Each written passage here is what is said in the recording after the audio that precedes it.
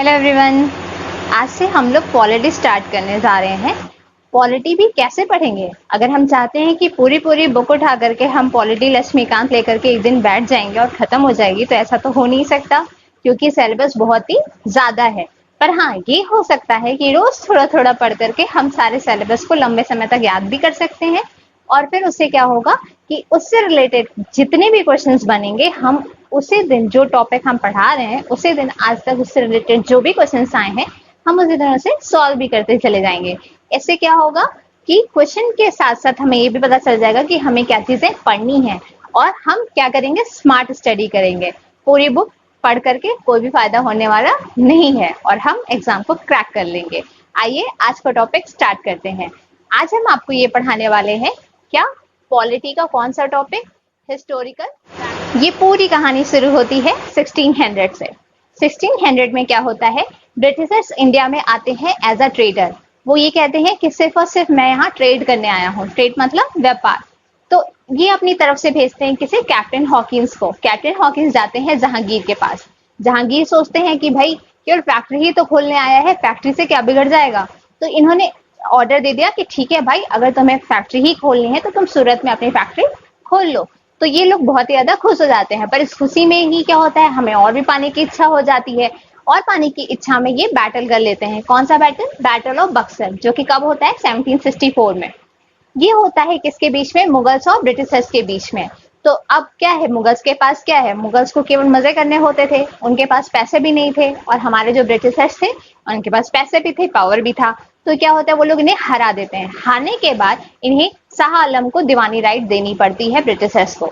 दीवानी right क्या होता है, दीवानी राइट में उन्हें रिवेन्यू और सिविल जस्टिस का मौका मिलता है। और ये जो रिवेन्यू और सिविल जस्टिस है वो कहाँ के लिए मिला है, बंगाल, बिहार, उड़ीसा। अब बंगाल, बिहार, उड़ीसा बहुत ही फेमस जगह है, बहुत सारा पैसा है वहां पर। जब बहुत सारा पैसा है और साथ में इन्हें वहां पे पैसा कमाने का भी हक मिल गया है, तो उस पैसा कमाने के हक से ये क्या होंगे, बहुत ज्यादा अमीर हो जाएंगे। और बहुत अमीर हो जाएंगे तो हम लोग ठहरे गरीब, तो ये क्या करेंगे, हमारा शोषण करेंगे। फिर क्या होता है, अब यहाँ से जब ये बहुत सारा हम पे रूल करने लगे, बहुत सारे रूल करने लगे, हम हो जाते हैं परेशान।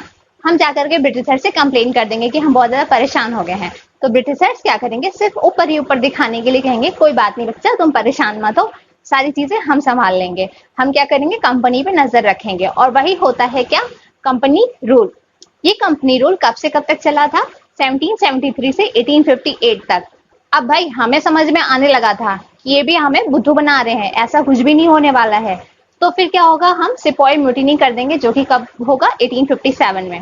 अब ब्रिटिशर्स को लगने लगेगा कि भाई इन्हें बुद्धू बना दिया हमने, पर इन्हें एक चीज पता लग गई है। अब हमें क्या करना होगा, कुछ दूसरा ही रूल लाना होगा। तो अब आता है हमारा क्या, क्राउन रूल, जो कि आता है, चलता है हमारा 1858 से 1947 तक। ये एक तरह से हमें बुद्धू ही बनाकर हम पे रूल कर रहे होते हैं। लेकिन फिर हमें रियलाइज होता है नहीं, ये गलत कर रहे हैं। तो हम धीरे धीरे धीरे धीरे करके इंडिपेंडेंस अपना पा ही लेते हैं। तो ये जो हमारा इंडिपेंडेंस मिलता है, कब मिलता है, 1947 में। नेक्स्ट आता है हमारा क्या, रेगुलेटिंग एक्ट। ये जो रेगुलेटिंग एक्ट है, ये किस में आता है, इसी कंपनी रूल में। ये जो हमारा कंपनी रूल है, ये कब से कब तक चला था, 1773 से 1858 में। तो इसके अंतर्गत जितनी सारी चीजें आएंगी, चाहे वो रेगुलेशन हो, चाहे पिट्स इंडिया एक्ट हो, बहुत सारी चीजें आएंगी। हम वन बाय वन के बारे में रोज रोज रोज रोज थोड़ा थोड़ा करके पढ़ते चले जाएंगे। पर आज हम सबसे पहला जो हमारा टॉपिक है वो क्या है, रेगुलेटिंग एक्ट 1773।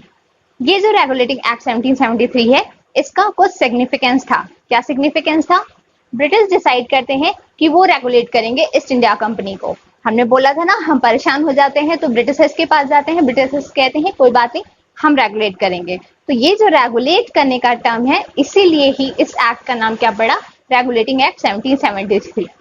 अब ये ब्रिटिश डिसाइड करते हैं कि वो रेगुलेट करेंगे ईस्ट इंडिया कंपनी को। दूसरी चीज क्या है, ये डिमार्केट करेंगे पॉलिटिकल और administrative function of the company.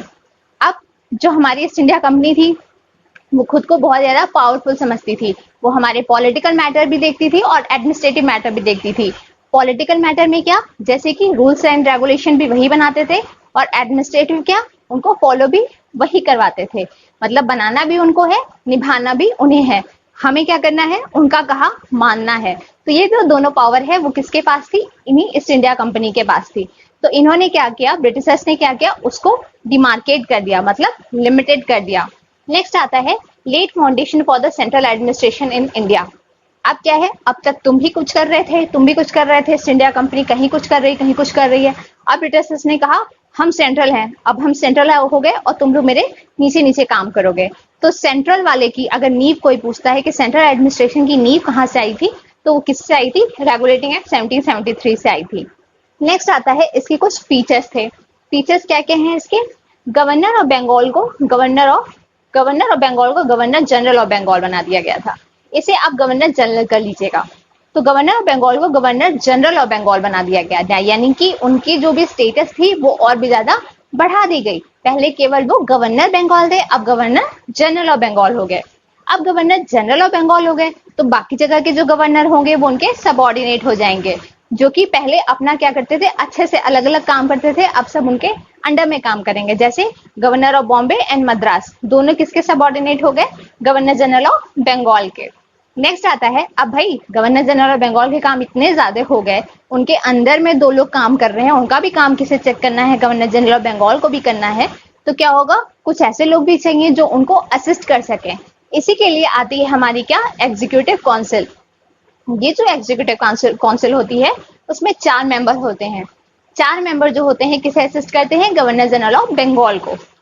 अब जितने भी ऑफिसर्स थे, ये जो ईस्ट इंडिया कंपनी के ऑफिसर्स थे, उन्हें ये रोक दिया गया कि भाई अब तुम क्या करोगे, प्राइवेट ट्रेड नहीं करोगे, अपना जो भी करोगे मेरे सामने करोगे, नहीं कि चुपके चुपके तुम कर रहे हो, जो भी ट्रेड कर रहे हो ऐसा नहीं चलेगा। साथ में ये लोग क्या करते थे, टेबल के नीचे से पैसे लेते थे, अब ये भी नहीं होगा। अब ये पूरा रेगुलेशन जो होगा किसके अंडर में होगा, ब्रिटिशर्स के अंडर में होगा। ठीक है, अब क्या होता है, अब हमें ये सारी चीजें पता चल गई कि इसके सिग्निफिकेंस क्या है और इसके फीचर्स क्या हैं। नेक्स्ट आता है इसके कुछ इंपॉर्टेंट फैक्ट्स। ये इंपॉर्टेंट फैक्ट्स वो हैं जो कि एग्जाम के लिए बहुत ज्यादा इंपॉर्टेंट है। सबसे पहली क्या चीज है, पहला जो गवर्नर जनरल बनाया गया था वो थे वॉरेन हेस्टिंग। ये कई बार क्वेश्चन आया है तो इसलिए आप लोग इसे प्लीज ना भूलिएगा। नेक्स्ट आता है सुप्रीम कोर्ट स्टैब्लिश किया गया था कैलकाटा में।